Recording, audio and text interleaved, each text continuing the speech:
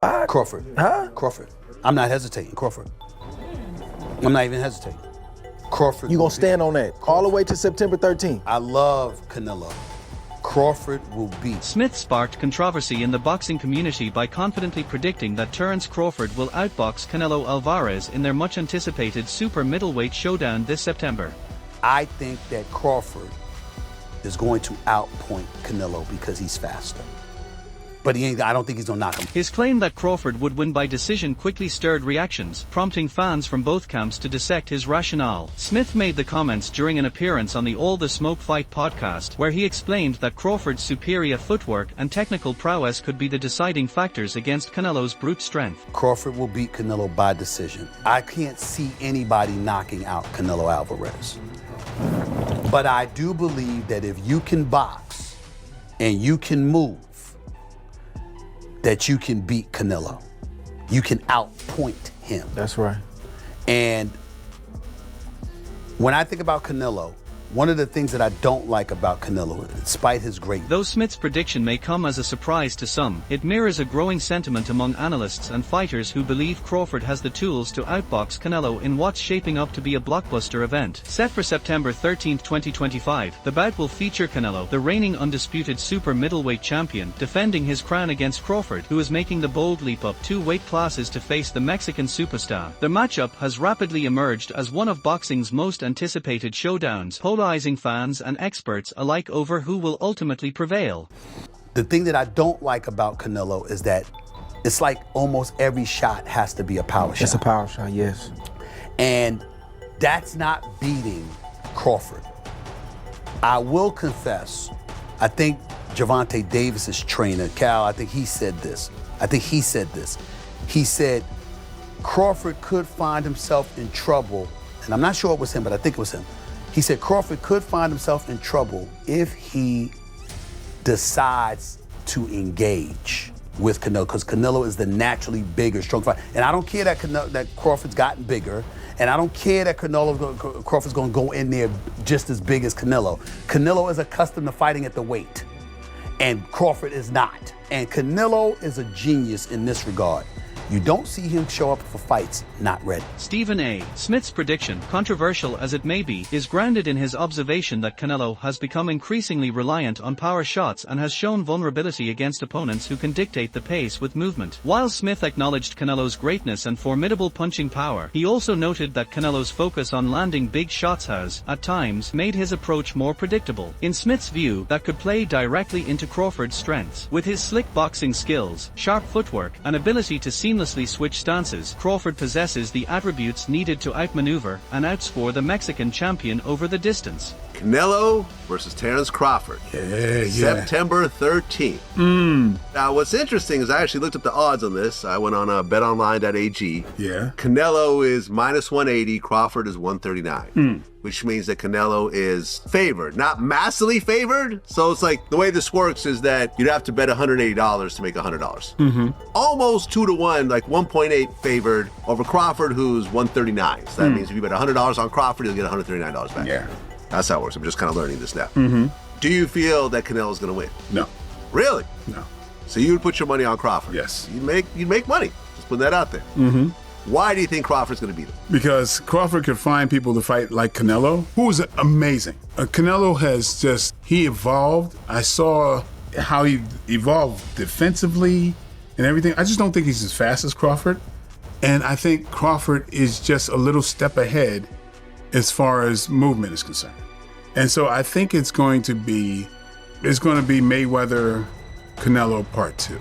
That's what I think. Smith's perspective holds weight, as several boxing analysts agree that Canelo's emphasis on power punching might cause him to overlook Crawford's speed, agility, and ring IQ. Still, there's a strong counterargument from those who warn that Crawford's technical mastery alone may not be sufficient to overcome the physical gap. Moving up 2 weight classes to face a naturally bigger and stronger opponent, Crawford will be dealing with not just Canelo's power, but also his size, strength, and durability. While Crawford's skill set and experience are undeniable, the physical demands of facing a larger, elite-level champion could present his toughest test yet. We look at both guys and the way they're training. You see, like I said, Terence Crawford getting really strong, getting built up.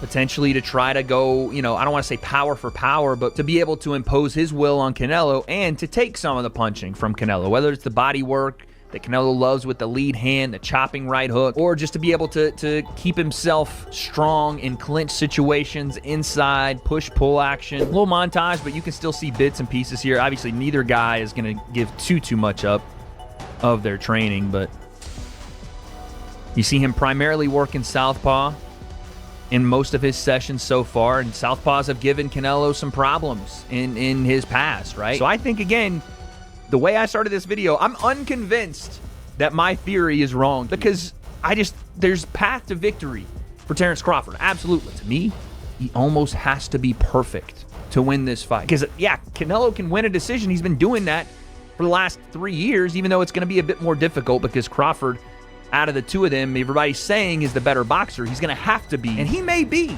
but he's going to have to be. On the other hand, rising boxing star Bruce Carrington sees this as potentially perfect timing for Crawford. Having closely followed both fighters' careers, Carrington believes Canelo's foot speed has noticeably declined in recent years, making it harder for him to effectively cut off the ring and trap slick, mobile opponents. Based on his analysis of Canelo's recent performances, Carrington suggests that Crawford could exploit this weakness by using his superior movement to stay out of danger and control the tempo. He also highlights Crawford's sharp counterpunching and mastery of distance as key factors that could tilt the fight in his favor. Canelo Alvarez, Terence Crawford in Las Vegas.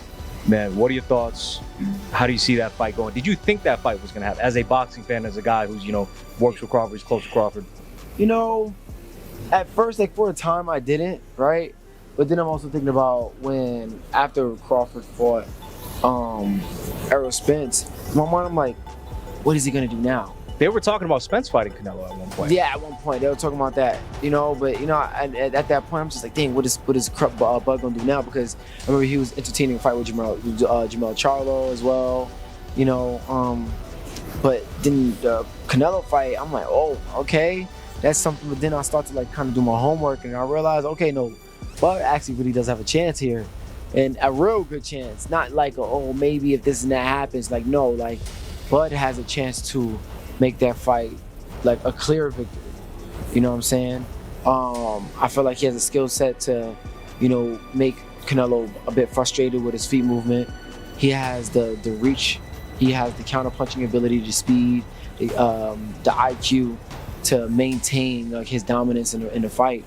But I also feel like with Canelo Alvarez. Adding more fuel to the growing debate, Oscar De La Hoya weighed in with his own perspective on the matchup. Having had a front row seat to much of Canelo's career, De La Hoya emphasized the substantial size and strength advantage Canelo holds over Crawford. He referenced moments in Crawford's past, such as when he was momentarily stunned by a much smaller Yuriorkis Gamboa, as evidence that Crawford may struggle to handle Canelo's power. De La Hoya also highlighted Canelo's toughness and relentless pressure, suggesting that his ability to absorb shots and keep moving forward could pose a serious problem for Crawford throughout the fight. Canelo Alvarez, right?